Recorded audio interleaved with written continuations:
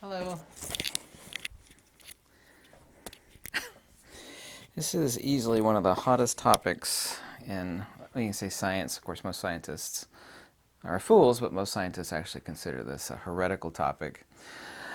The topic of free energy, and approach it from a logical, intelligent fashion based upon the masters of electricity and, well, they're not masters of gravity or magnetism, but people like Tesla, Faraday, James Clerk Maxwell specifically, Charles Proteus Steinmetz, Oliver Heaviside, Eric Dollard, and this guy is a genius. By the way, if you think, and by the way, the internet is full of about 10 billion quacks and nut jobs with their stupid, idiotic, non-working, nonsense, perpetual motion devices, and countless pathetic fools with free energy devices on YouTube. I won't be talking about irrational hokum or nonsense, but I'll actually be talking about it from the perspective of the masters. By the way, this guy, and here's a couple of his books, he wrote several, is Dr. Oleg D. Jeffomenko. I wish he was still alive, I could actually talk to him, but he had 2 PhDs.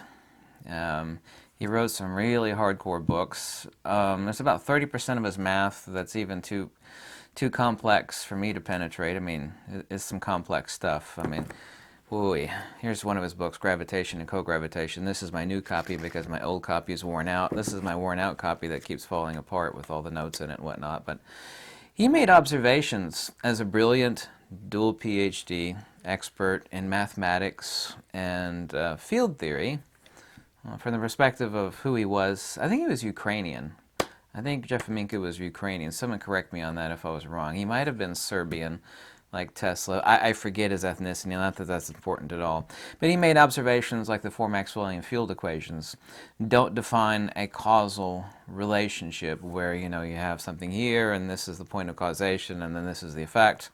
And he mentions that specifically, and he absolutely defines accurately that Maxwell says that there's no causal relationship between induced electrical charges, and I'd actually recommend you buy this book, Causality, Electromagnetic Induction, and Gravitation. He quotes Maxwell. I'd actually just like to read a few passages and actually talk about this, and of course it's all ultimately reducible to the ether. I, for countless years, and I've always been a truth seeker, and always trying to prove myself wrong. There's a lot of people that believe garbage, and what you believe is not important. What I believe or what you believe is never important. It's beliefs are nothing. It's what is retroductively logical and provable and follows common sense and logic. And I, for countless years, espoused the incorrect premise that free energy is not possible. Of course, a lot of people are confused about free energy. People think that, like, using a solar panel is free energy. But that's not free energy. I mean, it's like finding money on the street. I mean, the money didn't spontaneously generate itself. It's someone lost the money and then you picked it up. I mean, the nature of light and the emissions from the sun, not technically emissions, they're ether perturbation modalities as to the actual correct definition of light. It's not free. You know, it's like a rich person giving away lots of money. That's, you know, it's free in one sense, but it's not spontaneously generated. The point being that I espouse that there's no such thing as free energy, the true definition of free energy. And I was wrong. I actually gave it a lot of consideration over many years, and I know for a fact that I was wrong in what I actually said about free energy, that it's not possible. I know for a fact that it is possible. All current AC/DC generators are do not have a causal relationship between the phenomena that is used as a premise for ether perturbation for current generation, you know, for power generation. You know, when water passes and falls down the Hoover Dam and it passes through turbines, and I think there's 4 huge generators in the Hoover Dam. I think there might be 8. I can't remember. I actually visited the Hoover Dam once. There's no causal relationship. The water doesn't transform into electricity. What you're actually doing is you're churning up a electrical form. Dollard called them arch forms, which is what they are, arch forms or electrical forms to set up the ether perturbation modality for power generation, but there's no causal relationship directly. either from the wind or the solar or from gas turbines and nuclear generators. The point being is that electrical generation is an ether perturbation. But the point being is that a geometric form could be created whereby which no input would occur, whether that be wind or solar or nuclear or falling water, for power generation to occur. So I know for a fact that free energy is absolutely possible. It would be electrogeometric form whereby which the door, currently, to make a very, very crude analogy, and I'd like to make a couple quotes from Maxwell and Dr. Oleg Djefimenko here, all current power generation is expending energy or using one phenomena, the wind, solar, water, to kick open the door of counter space, if you will, and to let X amount of energy pass through.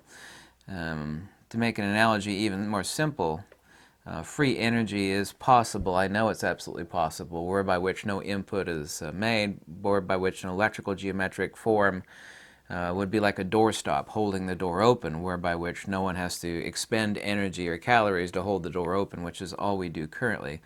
Currently, everything we do is explosion technology. The future, of course, will be implosion technology, but specifically we're talking about an electrogeometric form whereby which the door of the ether for power generation can be held open, whereby which also no expenditure of constructs, because currently all wind generation, for example, those are geometric constructs using vortex-bladed fans attached to power generators. That's an arch form for energy transmutation, but I mean, the wind isn't being converted into electrical energy. Actually, there are countless videos on the internet and YouTube and what they say, the wind is transmuted into, the wind is transformed into it. No, it's not. The only thing that's occurring is that the arch form of the generator, which is attached to the turbine, and actually has to spin for power generation. But there's no direct causal link there between the wind or the nuclear or the water. Let's actually make a couple intelligent references here. This is Oleg Djefimenko on Maxwell's equations. We see neither Maxwell's equations nor their solutions indicate an existence of a causal link between electrical and magnetic fields. Thus, therefore, we must include that an electromagnetic field is a dual entity, always having an electrical magnetic component simultaneously created by their common sources, time variable electrical charges and currents. Let's go a little further on. In other words, it appears that according to equation 5.1, this is Maxwell, one of Maxwell's field equations, there can exist sourceless electromagnetic fields.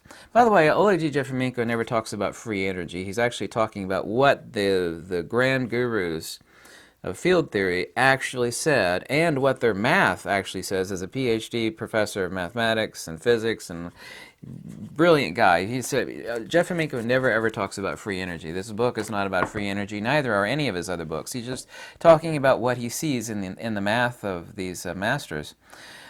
Whereby which, according to equation, such fields are impossible, since there's no doubt that sourceless electromagnetic induction does represent a wave field. Appears that, let me actually go on to some of the other stuff. There's a lot of really complex math in all of his books. There's a lot less in this particular book. Gravitation, co-gravitation is really bad. Faraday was the originator of the concept of the magnetic field, whereby which he described the term of the magnetic curves, our present-day magnetic lines of force. He never so much as suggested that the induced currents were a result of changing magnetic fields. On the contrary, he clearly associated the phenomena of electromagnetic induction with changing electrical currents, even when the induced...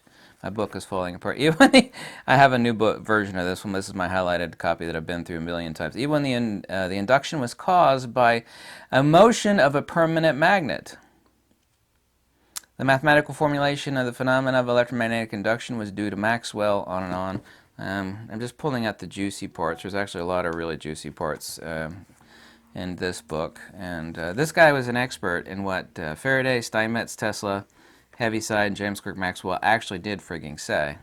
Not only that, their math. And it is almost impossible to imagine that there could be anything similar in the domain of gravitation. There are no conductors of gravitation. There's no gravitation.